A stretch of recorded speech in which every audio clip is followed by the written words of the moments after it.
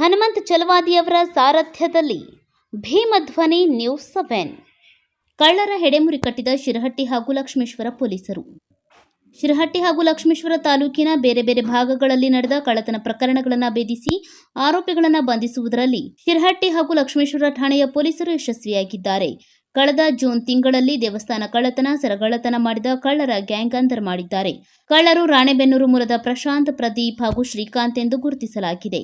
ಬಂಧಿತ ಆರೋಪಿಗಳು ಒಟ್ಟು 8 ದೇವಸ್ಥಾನಗಳನ್ನು ಕಳ್ಳತನ ಮಾಡಿರುವುದಾಗಿ ಒಪ್ಪಿಕೊಂಡಿದ್ದಾರೆ.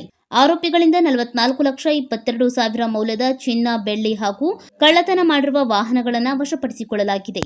ಈ ಎಲ್ಲಾ ಸ್ವತ್ತಿನ ಪ್ರಕರಣಗಳಲ್ಲಿ ಆರೋಪಿತರನ್ನ ಹಾಗೂ ಕಳುವಾದ ಮಾಲನ್ನ ಪತ್ತೆ ಮಾಡಲು ಮಾನ್ಯ ಗದಗ ಜಿಲ್ಲಾ ಪೊಲೀಸ್ ಅಧೀಕ್ಷಕರು ಬಿಎಸ್ ನೇಮಗೌಡ, ಪ್ರಭಾರ Amarnath Reddy, DSP M B Sankath, CPI Nagaraj Madalli, PSI Eerappa Reethi, S Jogadandkar, ASI N A Moulvi, Guru Boodihal, Manju Koratur, Anand Singh Dodmani, H I Kallannavar, Panduranga Rao, Hanumantha Dodmani, Somu Ramageri, Basavaraj Mulugund, Appanna Rathod, Nadaf ಅಧಿಕಾರಿಗಳು ಭಾಗಿಯಾಗಿದ್ದರು. ವೀರೇಶ್ ಕುಗ್ಗರಿ, ಭೀಮಧ್ವನಿ ನ್ಯೂಸ್ 7.